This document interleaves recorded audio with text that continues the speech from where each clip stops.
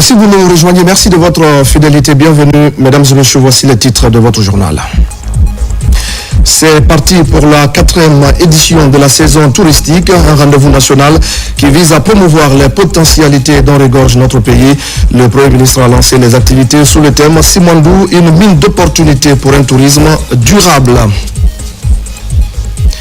Le ministre de l'Information, en visite au FADEM et à la RTG2, Fanasouma réitère son engagement à accompagner ces entités pour qu'elles accomplissent pleinement leur mission au service des citoyens. On fera le point tout à l'heure dans cette édition. On parlera également de cet important appui au génie militaire. Ce sont des camions Bell qui sont mis à disposition pour renforcer les capacités opérationnelles de ce service. Point complet à suivre également dans ce journal. Voilà pour le sommaire. Bonsoir à tous. Réunis en plénière ce vendredi, les conseils nationaux ont examiné et adopté 3 propositions de lois organiques. Elles font partie des 13 lois organiques déjà sur la table du CNT pour examen et adoption. Ces lois viennent combler un vide juridique qui a longtemps persisté. Robert Siditolno. C'est le fruit de plusieurs jours d'intenses travaux en commission et en intercommission qui a abouti à l'adoption de ces 3 propositions de loi organiques par le Conseil national de la transition.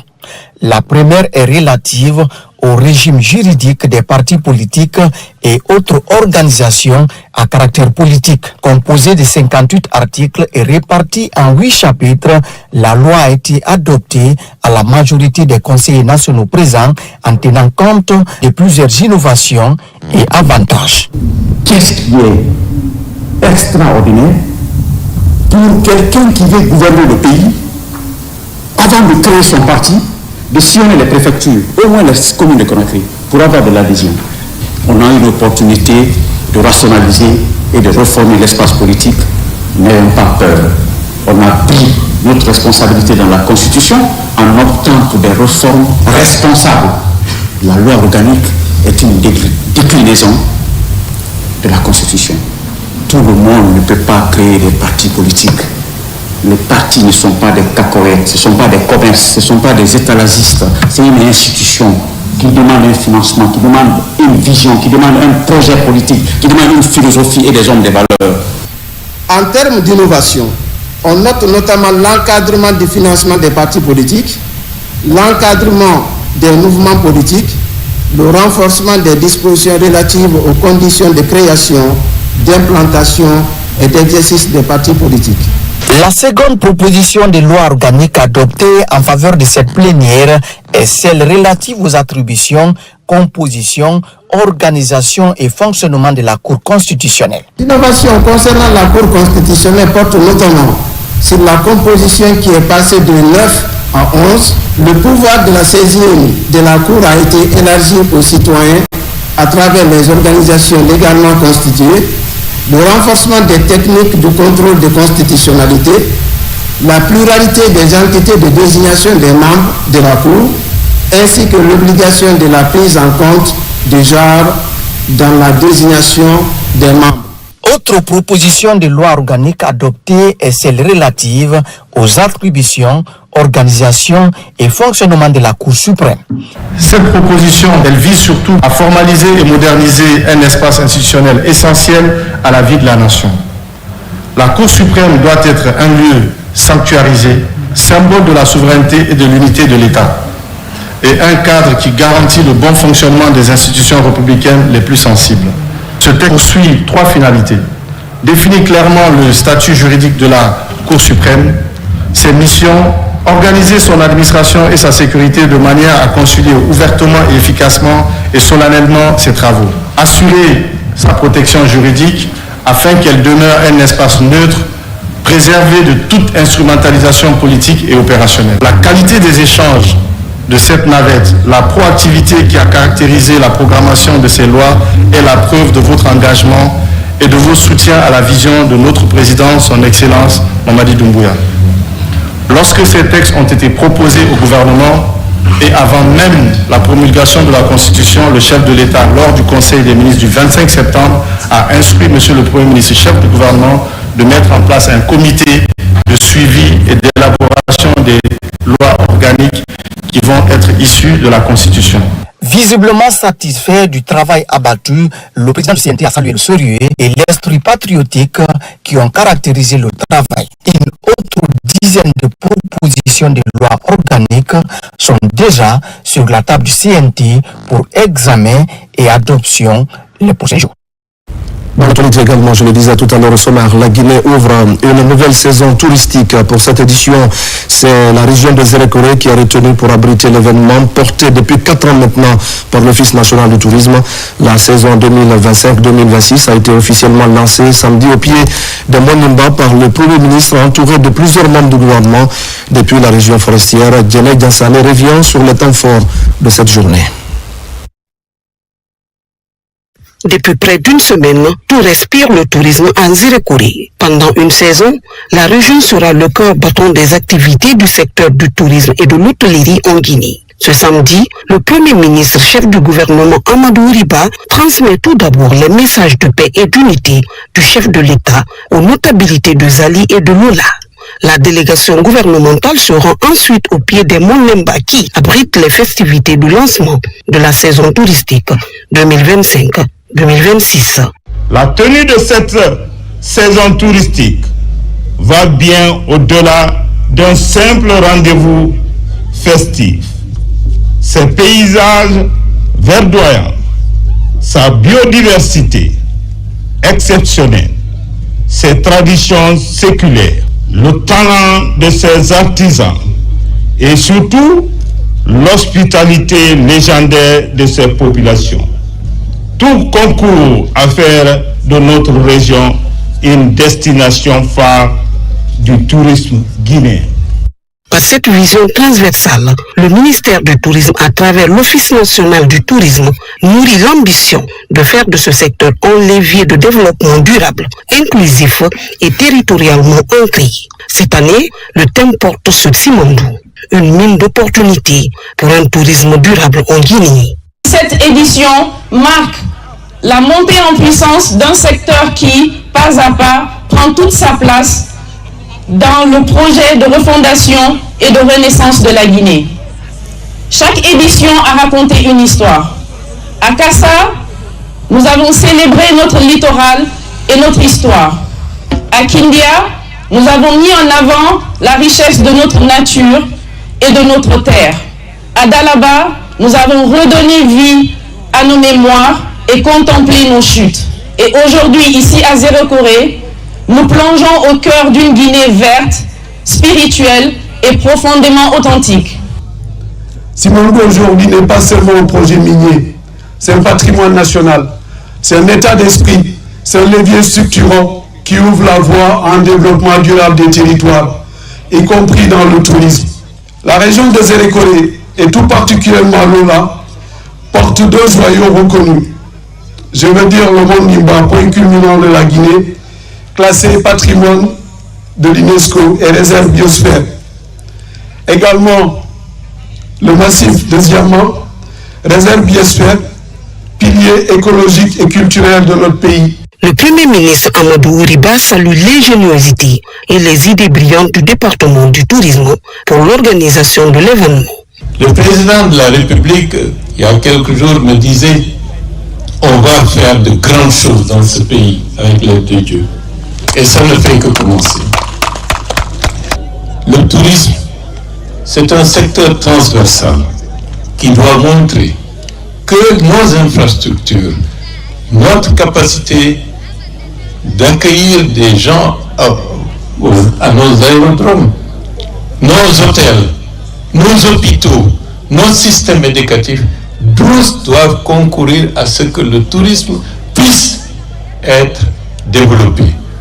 Nous encourageons nos populations à découvrir la Guinée, à aller dans les villages pour savoir ce qu'est réellement la Guinée.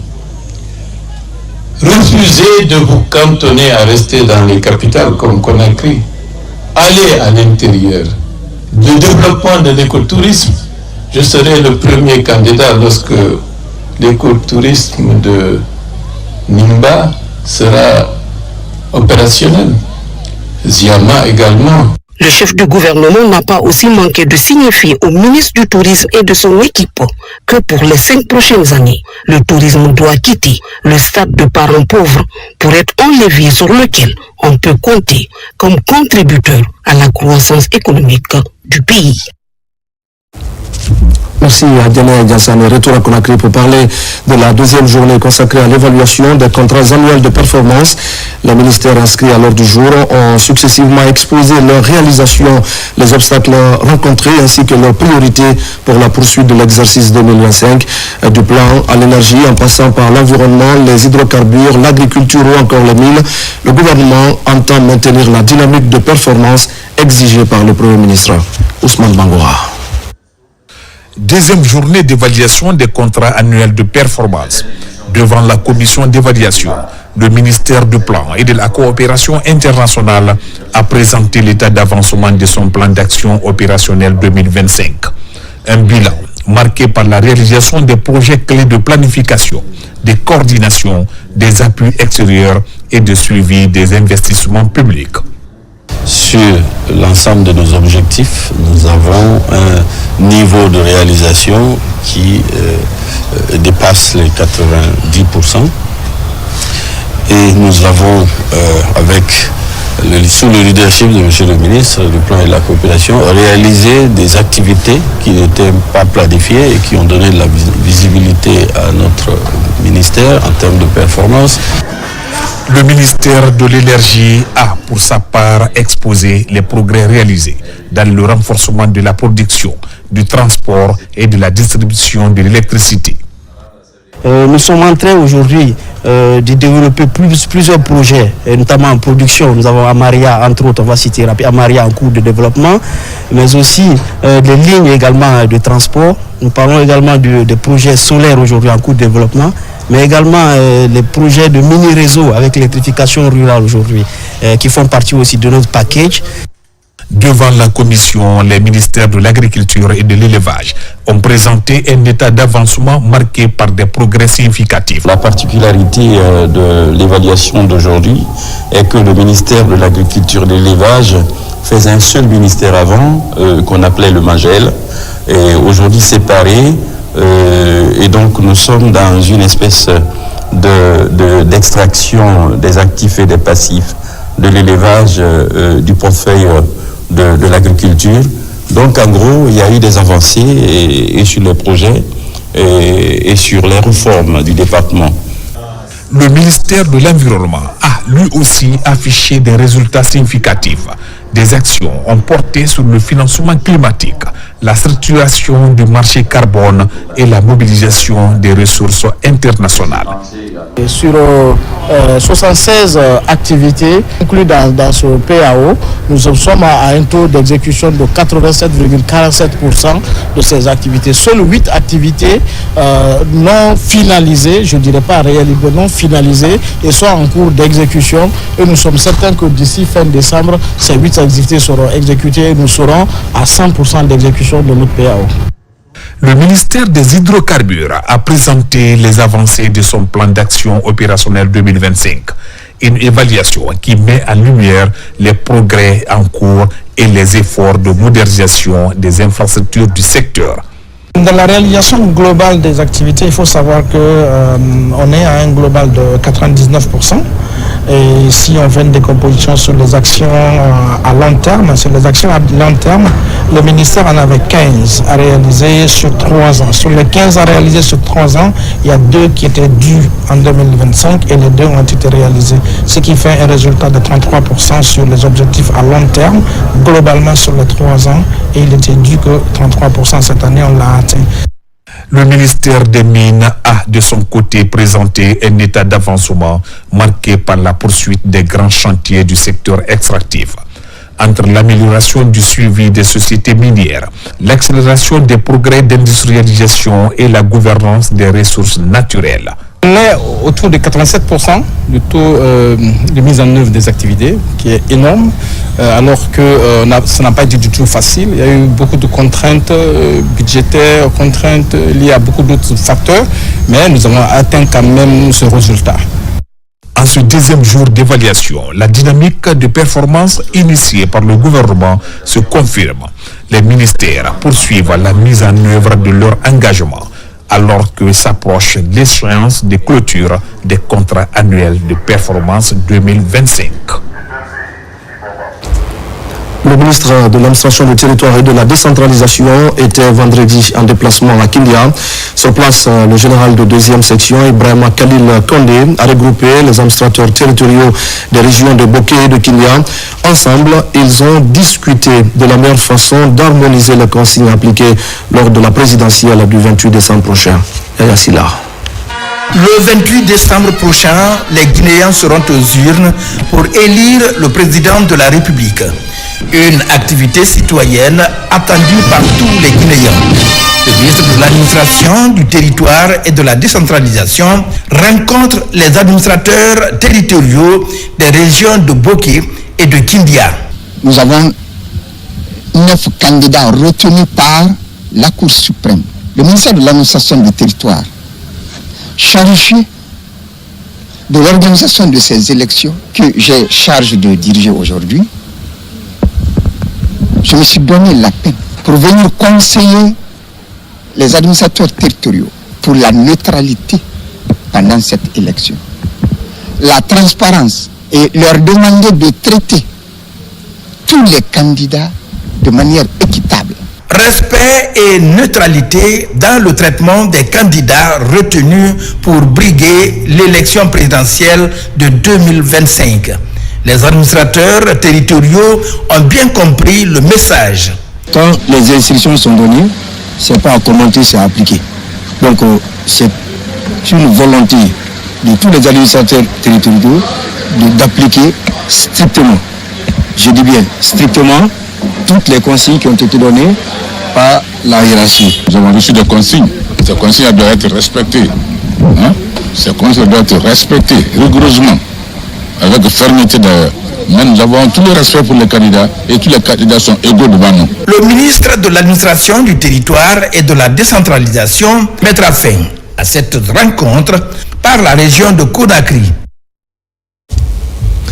Formation des cadres et agents des services déconcentrés de la région administrative de Farana. Ils renforcent leur connaissance des thématiques liées à la déconcentration et aux textes régissant l'administration régionale, préfectorale et sous-préfectorale. L'Institut national de formation et de perfectionnement professionnel entend ainsi rendre l'administration locale encore beaucoup plus efficace et responsable. Ibrahim Oulé Fofana pour des explications. Dans la salle polyvalente de l'ISAV de Farana, cadres territoriaux et agents des services déconcentrés sont réunis pour 3 jours d'intenses travaux. L'objectif général de cette session de formation est de conscientiser les participants et de renforcer leurs compétences sur les questions liées à la gouvernance territoriale et au développement local. Cette initiative s'inscrit dans la dynamique de refondation de l'État et de la moralisation de l'administration publique. Renforcer les capacités des cadres territoriaux, valoriser leurs missions et consolider les bonnes pratiques administratives. La présente formation s'inscrit dans le cadre des réformes profondes engagées par le gouvernement de la transition sous le leadership éclairé de son Excellence Mamadi Doumbouya. Ces réformes visent à bâtir une administration performante. Piloté par l'Institut national de formation et de perfectionnement, ce cadre d'échange a permis d'outiller les participants sur les textes de loi qui encadrent le fonctionnement des structures administratives régionales, préfectorales et sous-préfectorales. Le module que nous sommes venus donner concerne d'abord la déconcentration et la décentralisation, aussi les missions et principes d'administration publique, aussi les référentiels de l'administration. Il faudrait qu'avec la formation continue, que les cadres et agents de l'administration publique sachent comment ils doivent les servir et comment ils doivent se comporter dans l'administration. Cette initiative s'inscrit pleinement dans la dynamique de refondation de l'État et de moralisation de l'administration publique engagée par les autorités de la transition. Et pendant Pendant ce temps, le ministre de l'Information et de la Communication accélère la cadence pour moderniser les médias publics et améliorer le fonctionnement des structures, dont celles chargées d'accompagner la presse privée. C'est ainsi que plusieurs mesures sont engagées en faveur du Fonds d'appui au développement des médias. Au cours d'une rencontre avec les cadres et employés du FADEM, le ministre Fana Souma a réaffirmé son soutien aux initiatives en cours au sein de cette entité. Il s'est ensuite rendu à la RTG2 pour apprécier les conditions de travail et les besoins exprimés par les équipes. Thierry Ousmane Diallo. Créé il y a de cela exactement 3 ans par le président de la République, général Mamadi Doumbouya, le Fonds d'appui au développement des médias FADEM est un outil du ministère de l'Information et de la Communication destiné à soutenir la modernisation de la presse et la qualification des hommes de médias. Engagé à accompagner tous les organes de médias, le ministre Fana Souma booste le FADEM et annonce des mesures pour accélérer l'ensemble des projets de cette direction. On vient de finaliser un peu pour le siège combiné, donc ça c'est un espace qui va abriter 3 directions, le FADEM, la radio rurale et l'AGP également. Et le FADEM était le porteur de ce projet-là et le budget a été accepté. Aussi, on a terminé la rédaction du manuel de procédure. Donc ce manuel va nous permettre de savoir comment nous allons capter les fonds auprès des bailleurs et comment ces fonds seront utilisés auprès des bénéficiaires de ces fonds-là. Nous allons publier un fonds d'aide aux médias qui permet de mettre en place des critères d'éligibilité qui va permettre aux médias innovateurs et qui ont un sens de créativité de capter ces fonds-là pour mieux les aider dans leur fonctionnement. Dans une démarche de suivi régulier des activités de ces directions, le ministre de l'Information et de la Communication a ensuite effectué une visite inopinée à la RTG2 où des travaux sont en cours pour rénover l'infrastructure et offrir aux journalistes et techniciens un cadre de travail décent. À la RTG2 et à la RKS, il a apprécié la mutation actuelle avec des investissements qui ont permis d'étendre la sphère d'écoute et moderniser les installations techniques. Lorsqu'il arrivait à la tête de ce département, il avait beaucoup déjà fait en tant que directeur général. Il a permis à la radio Kaloum Stereo de couvrir le Grand Conakry. Sinon, avant son arrivée, la radio Kaloum Stereo, elle n'était occupée que dans la première commune de la capitale, qui est la commune de Kaloum. Après le 1er novembre, la RKS, c'était plus ça.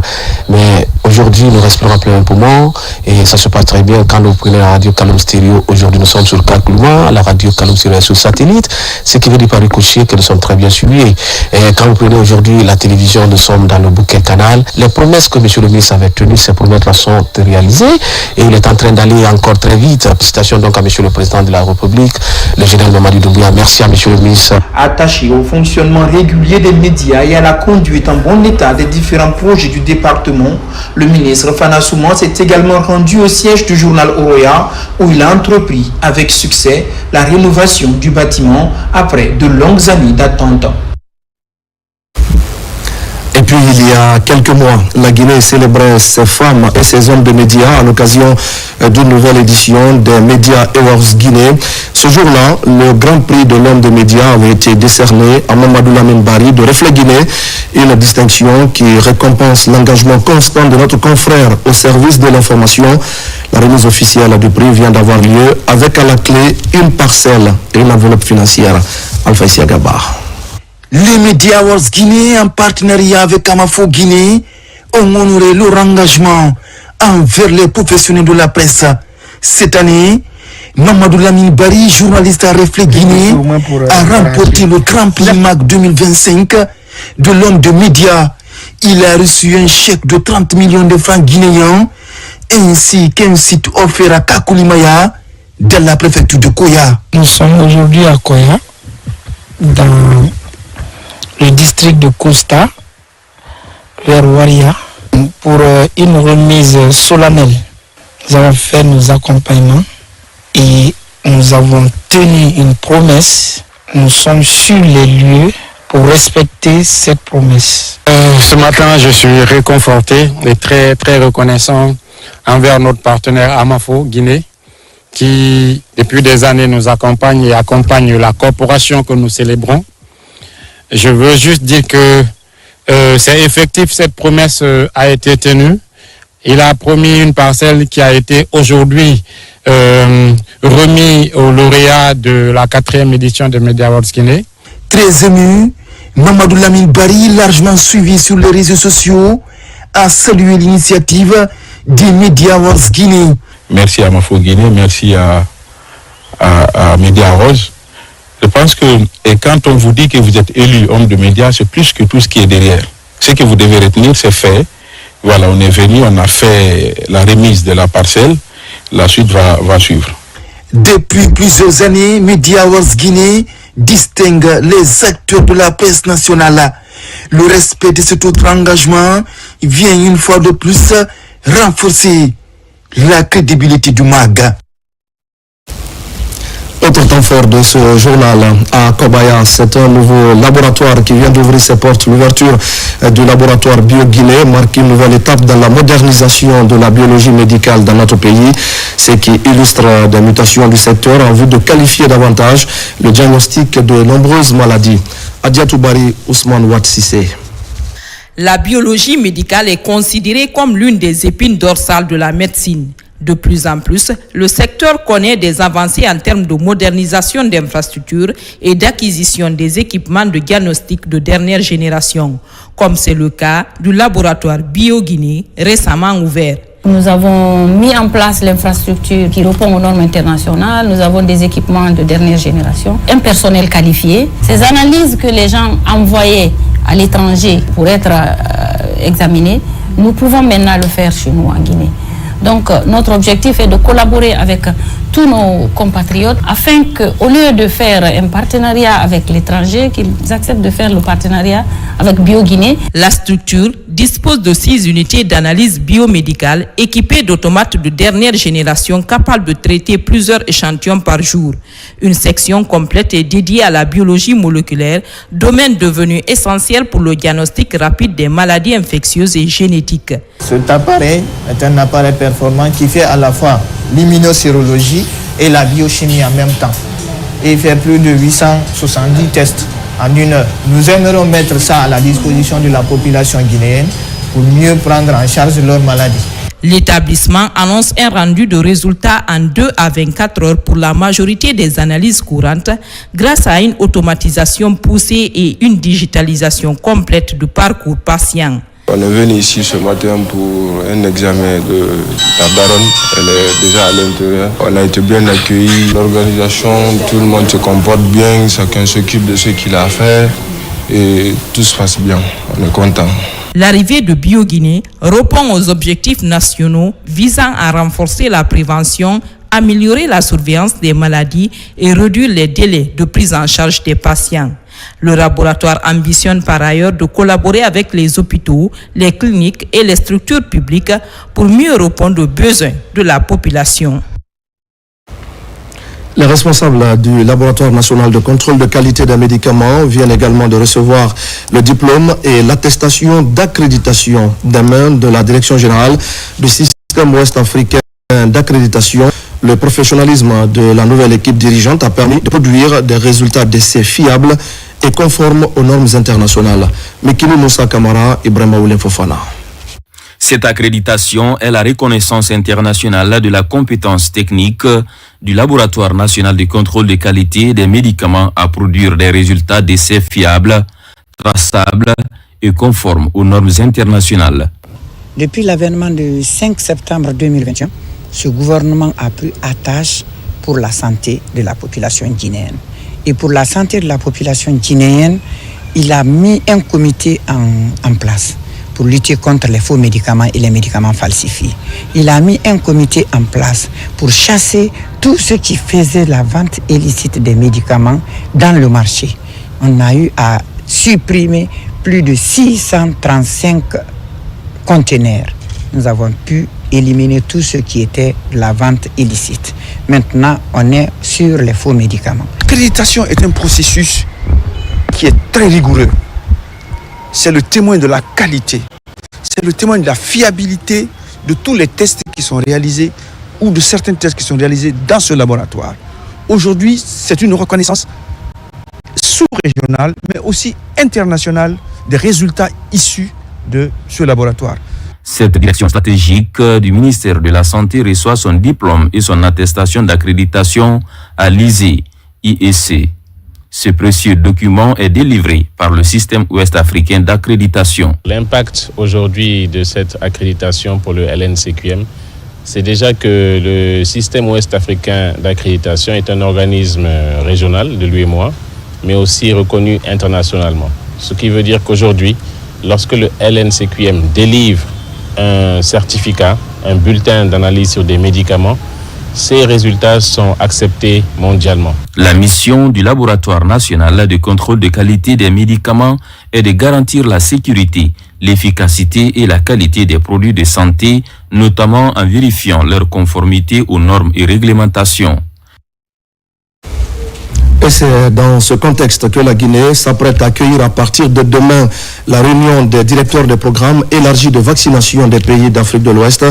Une rencontre stratégique qui vise à renforcer la coopération sous-régionale et à améliorer la couverture vaccinale. C'est donc un rendez-vous qui intervient au moment où les défis sanitaires restent importants sur le continent africain. Nous en parlons ce soir avec notre invité. Bonsoir à vous, Dr Oumar Bouheba.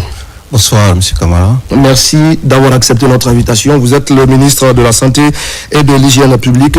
Première question, Monsieur le ministre, en quoi cette réunion des directeurs des programmes élargis de vaccination est-elle importante pour la Guinée? Bonsoir, M. Kamara. Bonsoir à toutes et à tous. Merci pour l'opportunité. L'accueil de cette réunion par la Guinée est un honneur exceptionnel. Une reconnaissance par la communauté internationale des progrès remarquables enregistrés dans le domaine de la vaccination. Ceci grâce à la vision du président de la République, son Excellence M. Mamadi Doumbouya, qui a placé la santé au cœur des priorités nationales à travers le programme Simandou 2040, notamment le pilier 5, santé et bien-être. Accueillir cette réunion positionne également notre pays comme étant un pays engagé, un pays crédible et moteur dans la dynamique de renforcement de la vaccination au niveau régional. Donc c'est pour nous un honneur. Oui, c'est une rencontre importante, elle est également stratégique parce que ce sont les représentants de plusieurs pays d'Afrique de l'Ouest qui seront à Conakry. Pourquoi le choix de la Guinée pour accueillir cette rencontre? Oui, justement, vous avez dit ce sont les 16 pays de l'Afrique de l'Ouest, l'Algérie étant un pays invité et beaucoup d'experts internationaux. Notre pays répond à plusieurs critères. Vous avez, pour un début, un engagement politique très fort au plus haut niveau. J'ai fait allusion à la vision du chef de l'État. Vous avez également Monsieur le Premier ministre, chef du gouvernement, qui est le champion de la vaccination. Donc cela crédibilise notre pays aux yeux des partenaires internationaux. Il y a la stabilité de l'environnement sanitaire et politique, la qualité de la coopération avec les partenaires, l'OMS, l'UNICEF, Gavi et l'ensemble des partenaires. Il y a aussi la capacité du pays à organiser en toute sécurité un événement d'une portée régionale. À cela s'ajoutent les progrès réalisés. Ça, c'est surtout important. Tous les progrès qui ont été enregistrés, des progrès remarquables, très significatifs. Vous savez que notre pays, pour rappel, était à 95% de rupture en vaccin traditionnel. Et nous avions le nombre le plus élevé d'enfants 0 dose, c'est-à-dire des enfants qui n'ont jamais reçu une dose de vaccin, et les enfants sous-immunisés parmi les pays de l'Afrique centrale et de l'Afrique de l'Ouest. Et pendant plusieurs années, nous étions à 47% de taux de couverture au niveau national. Et heureusement, avec notre retour à l'initiative vaccinale, d'indépendance vaccinale, nous avons pu faire une progression de 16 points. Donc de 47%, nous sommes allés à 63%. Donc c'est un bond inédit, historique pour un pays. En un an, que le pays fasse un bond de 16 points. Donc de 47%, nous sommes allés à 63%. Il n'y a pas que cela. Pour ce qui est de la rupture, ça fait plus d'un an, nous n'enregistrons pas du tout de rupture. Avec cette adhésion à l'initiative pour l'indépendance vaccinale, nous avons des vaccins de qualité, en quantité et à coût surtout très abordable. Il y a aussi l'introduction du vaccin contre le paludisme ça a été fait il y a de cela quelques mois. Il y a des perspectives, bien sûr.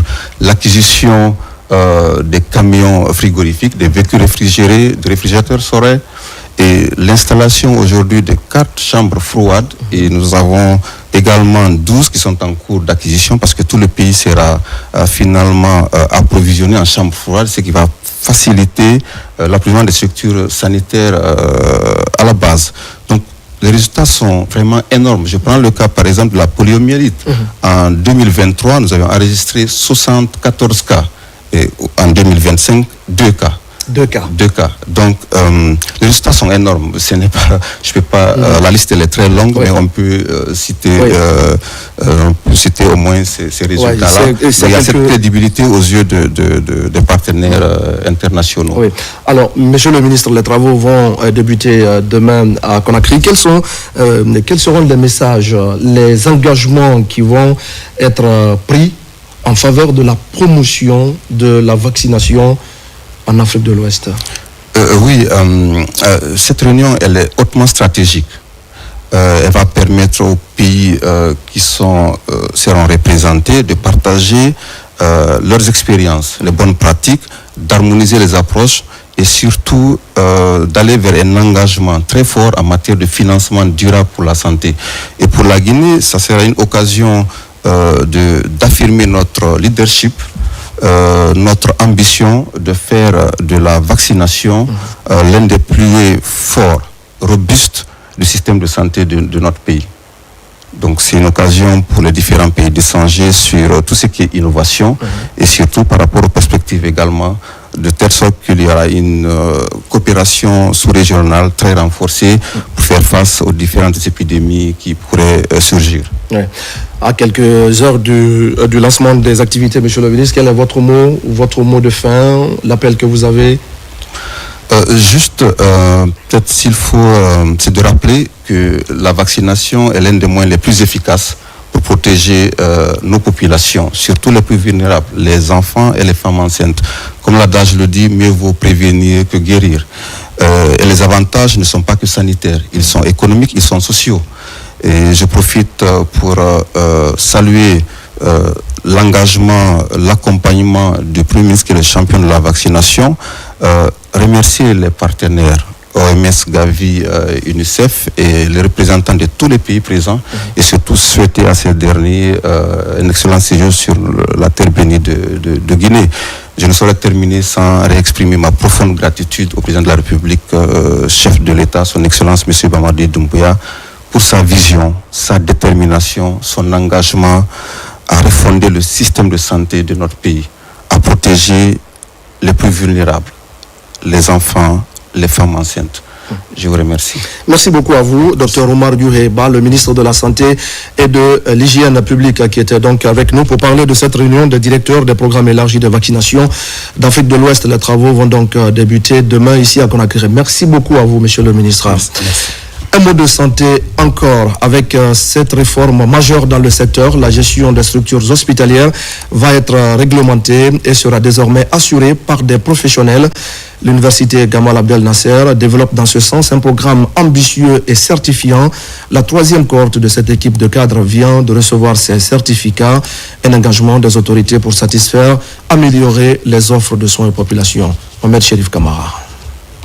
L'amphithéâtre du centre d'excellence Radiamafori Bangoura a vibré au rythme de la fierté et de l'accomplissement. Parents, encadreurs et diplômés se sont réunis pour célébrer la fin de formation de la 3e cohorte du diplôme universitaire en gestion hospitalière. Une nouvelle étape franchie pour ces cadres de santé, désormais mieux armés pour relever les défis de gouvernance dans nos hôpitaux. L'axe de renforcement des ressources humaines en santé pour améliorer la qualité des soins dans nos hôpitaux. Et cela rentre effectivement dans la vision de son Excellence Mamadi Doumbouya, qui à travers son grand programme Simandou construira de grandes structures sanitaires et dont il nous faudrait des ressources humaines de qualité pour gérer ces structures sanitaires. C'est important d'avoir des personnes qui gèrent de façon efficace et efficiente les ressources qui sont mises à leur disposition. Donc cette formation va permettre de doter le pays de cadres qui seront capables de gérer efficacement les hôpitaux. Une formation pratique et professionnalisante conçue pour renforcer les compétences de gestion dans les structures hospitalières. Baptisée promotion professeur Alpha Kabine Keita, recteur de l'université Gamal Abdel Nasser de Conakry. Ce diplôme est un outil essentiel vraiment pour la transformation de notre système de santé et plus précisément de la gouvernance hospitalière.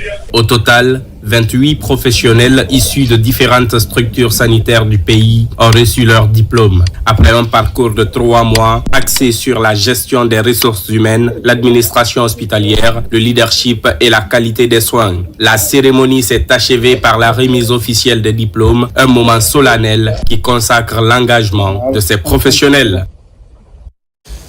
Dans le reste de l'actualité, les cadres du ministère de l'Industrie, des petites et moyennes entreprises ainsi que plusieurs acteurs du secteur industriel se retrouvent pour une séance de concertation au cœur des échanges. La nouvelle réglementation industrielle et les mesures destinées à renforcer la gouvernance du secteur.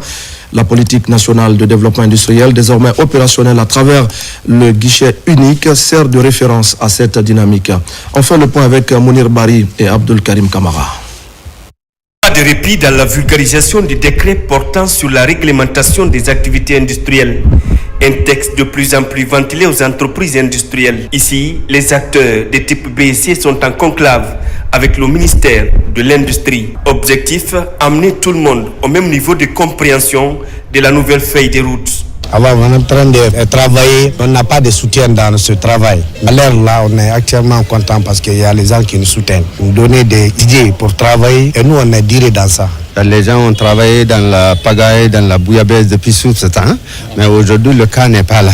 Là où il y a le cas, c'est que nous sommes maintenant devant des faits qui nous encouragent à bien travailler pour que l'industrie, comme on l'a bien noté là-bas, l'industrie soit vraiment, comme il est toujours, que ce soit le jalon de l'économie et de la Guinée. La nouvelle réglementation encadre les activités industrielles, renforce la sécurité juridique indispensable aux investissements.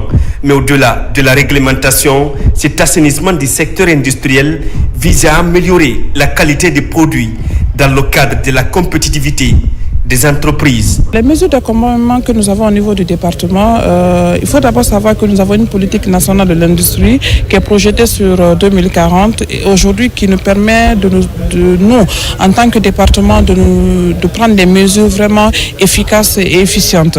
Notamment l'Atlas, la cartographie de l'industrie en Guinée, qui est aujourd'hui un outil de décision qui guide ces industries que nous avons à date et aussi les potentiels investisseurs qui vont venir dans le futur. Par cette réglementation et la nouvelle cartographie du secteur, le ministère de l'Industrie et de PME entend capitaliser les acquis afin de rendre robuste le tissu industriel guinéen.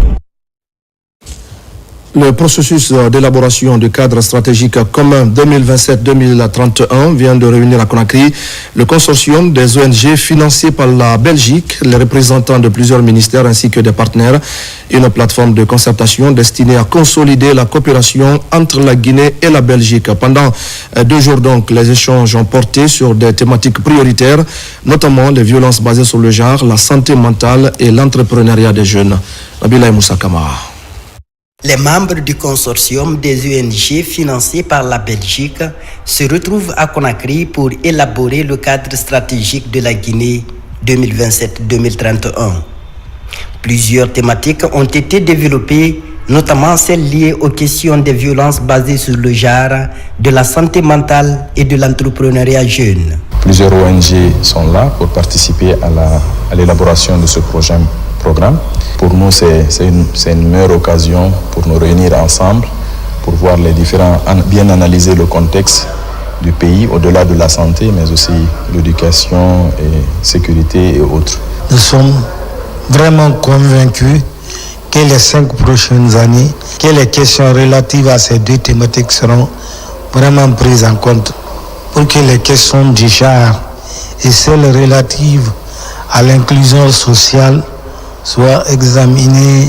À travers la coopération guinéo-belge, des actions d'intérêt général ont été menées à Conakry ainsi que dans plusieurs zones à l'intérieur du pays.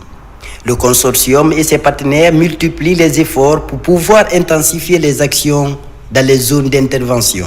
Sur les synergies dans le cadre des préparations du nouveau cadre stratégique commun, l'idée derrière, c'est que les interventions des ONG avec le financement belge, en fait, qui se concertent, qui parlent entre eux et qui cherchent vraiment où ils peuvent améliorer ensemble leurs approches et définir certaines cibles stratégiques auxquelles ils vont contribuer dans les années à venir. Depuis plusieurs années, les ONG financées par la coopération belge apportent leur contribution dans le développement socio-économique du pays.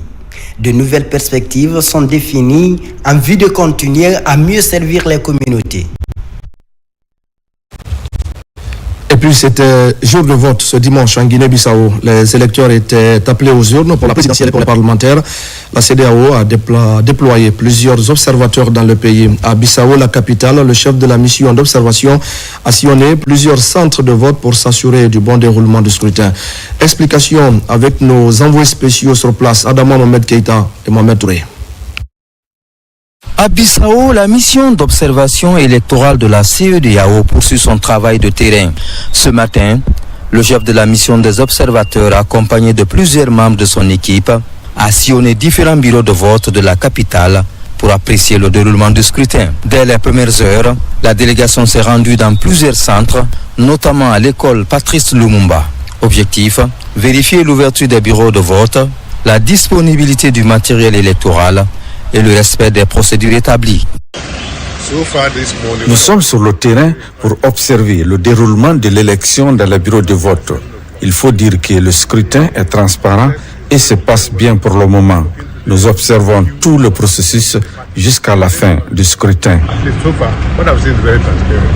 Partout où il est passé, le chef des observateurs a échangé avec les présidents des bureaux de vote, rappelant l'importance de la neutralité et du strict respect des procédures. Les électeurs interrogés affirment pour la plupart avoir pu voter sans difficulté majeure. Après cette journée dans Bissau, la mission a regagné son quartier général.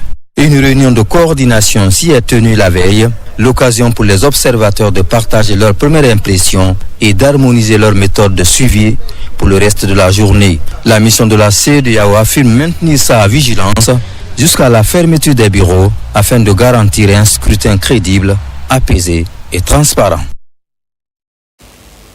La Guinée était à l'honneur au forum Monaco-Africa où notre pays a été représenté par son ambassadeur en France. Cette rencontre de haut niveau a réuni décideurs, investisseurs et responsables institutionnels venus de tout le continent. Au-delà de sa participation à ce forum, le diplomate guinéen a également pris part aux festivités marquant la fête nationale de la principauté de Monaco, une double présence qui illustre le dynamisme de la diplomatie guinéenne sur la scène internationale. Mohamed Souma, Amadou Touré. En étant l'une des représentations diplomatiques les plus importantes à l'Hexagone, l'ambassade de la Guinée en France a été invitée à prendre part à ce forum Monaco-Afrique sur le thème « Dynamique africaine, investissement transfrontalier ».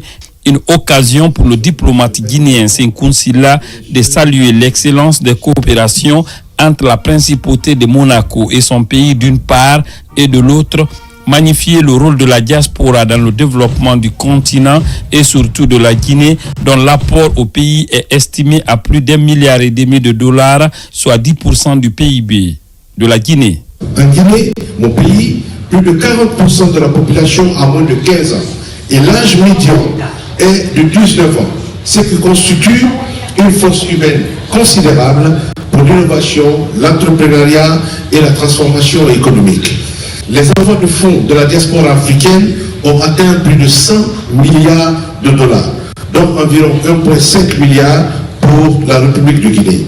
La participation du diplomate guinéen à ces rencontres de haut niveau d'opportunités pour son pays est la preuve d'une diplomatie offensive dans l'intérêt de la Guinée. Les investissements transfrontaliers sont la clé du futur. C'est pourquoi il est important que le marché africain soit grand. On parle ici de 100 à 400 millions d'habitants, afin que vraiment les rendements soient élevés, afin de partager le risque et aussi les secteurs qui nécessitent absolument des infrastructures.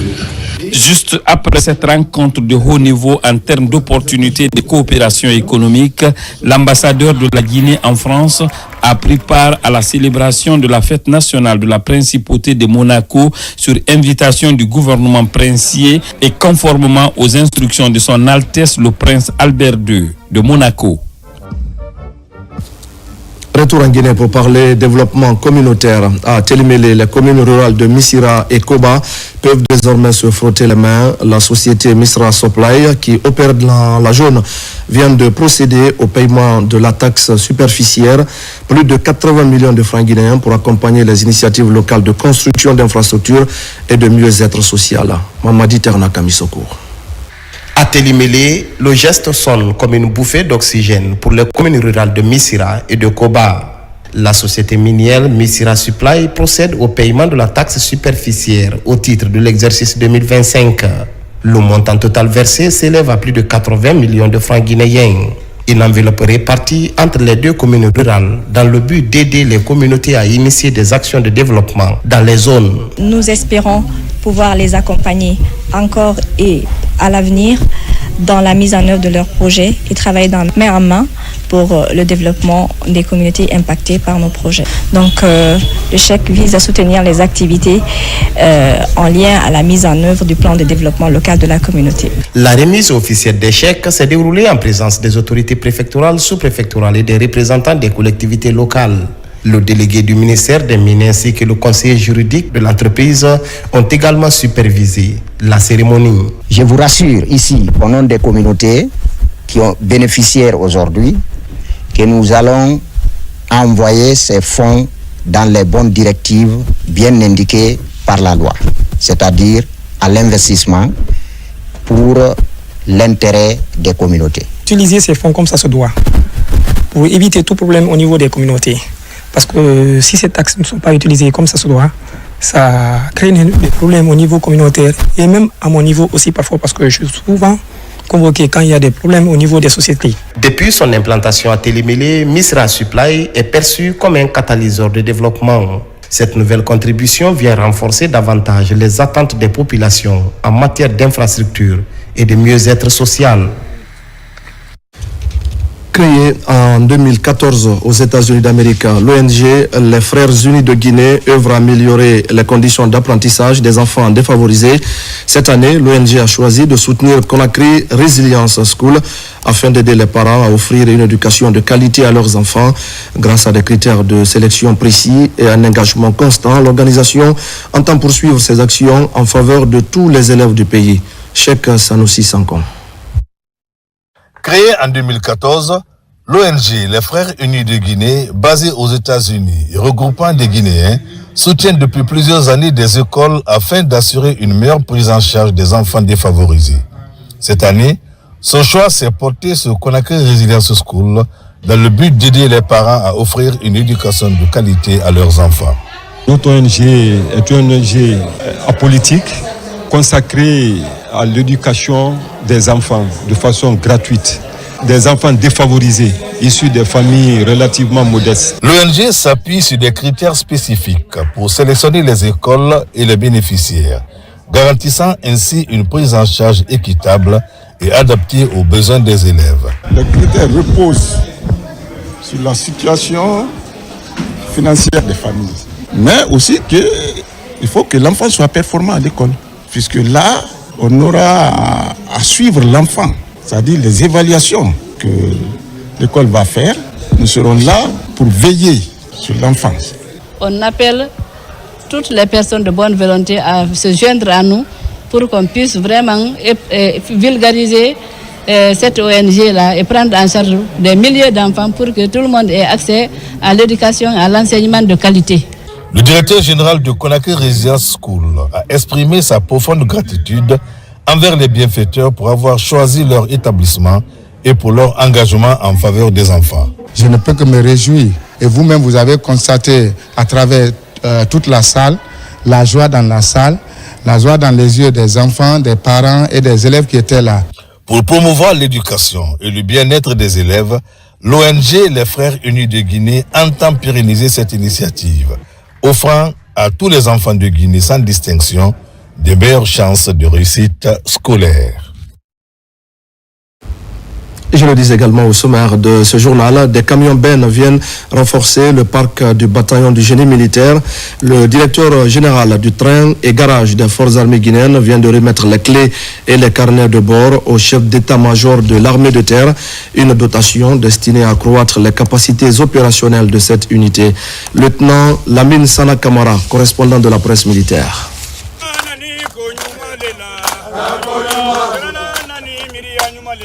Cette chanson, entonnée par le commandant du bataillon du génie militaire et reprise en chœur par sa troupe, traduit la manifestation de joie de cette unité qui bénéficie une fois de plus des camions bennes.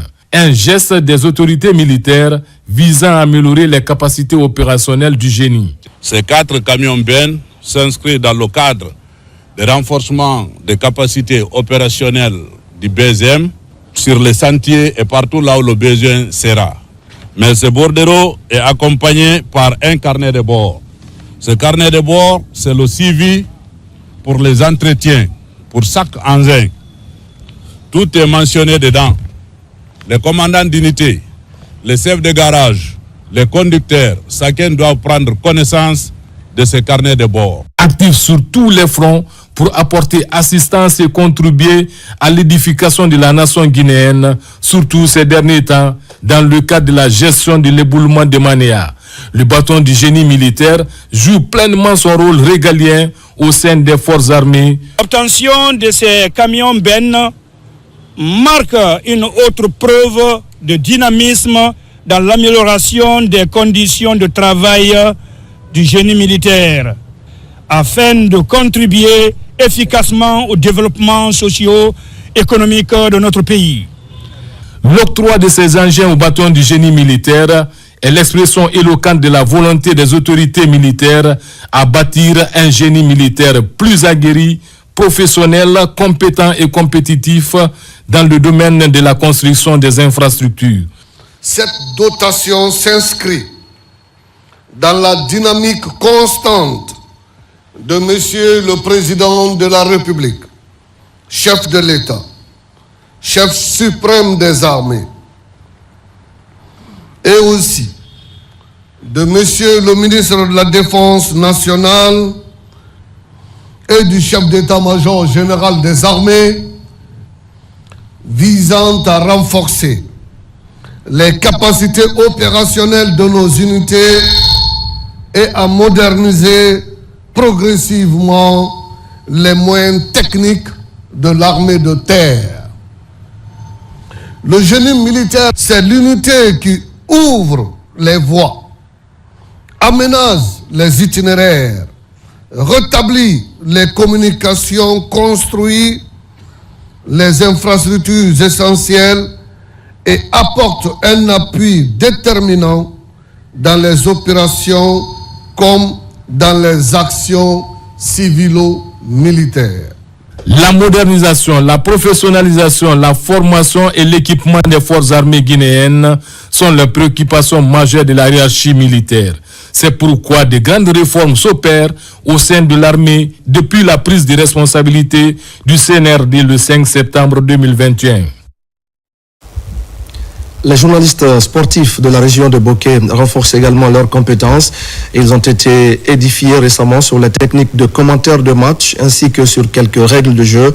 Une initiative de la Ligue régionale de football de Bokeh en partenariat avec Myria Communication sur financement de l'Office national de formation et de perfectionnement professionnel. Younouss Atawel Kamara. C'est une formation qui regroupe essentiellement les journalistes sportifs de la région de Bokeh. Durant 3 jours d'intenses travaux, des thèmes liés à la retransmission d'un match de football en direct, mais aussi la connaissance de quelques nouvelles lois du football ont été largement enseignées à ces jeunes reporters sportifs de la région. Renforcer les capacités des journalistes sportifs, c'est de permettre de mieux restituer et de mieux s'adapter aux réalités de la modernité en répondant aux exigences du métier qui est aujourd'hui un levier indispensable pour mettre en valeur les événements sportifs. Vous avez des jeunes talentueux, beaucoup de jeunes reporters qui ont de l'avenir. Et face à cette réalité, nous pouvons rester indifférents parce que, qu'on le veuille ou non, Bokeh reste un repère, une référence quand on parle du sport en Guinée et surtout du football. À travers cette initiative, les responsables de la Ligue régionale de football de Bokeh, en partenariat avec l'agence Média Communication, entendent valoriser la presse sportive de Kakandé. Je vous encourage à suivre cette information avec attention, à poser des questions, à partager vos expériences et surtout à capitaliser les compétences que vous allez acquérir. Nous sommes dans une période où le sport est à la fois un facteur de développement d'un pays, mais aussi un facteur d'influence de comportement et même de culture. Je l'assure avec fermeté que les autorités ne ménageront aucun effort dans leur implication pour l'obtention des résultats à travers une gouvernance forte et efficace. Après Bokeh, les initiateurs de cette session de formation vont se rendre également dans les autres régions du pays pour le même exercice en faveur des jeunes journalistes sportifs. Et voilà, mesdames et messieurs, c'est la fin de ce journal. Merci à tous de l'avoir suivi. Je vous retrouve la semaine prochaine pour d'autres actualités de la Guinée, notre paradis terre des richesses et d'innovation. Bonsoir à tous.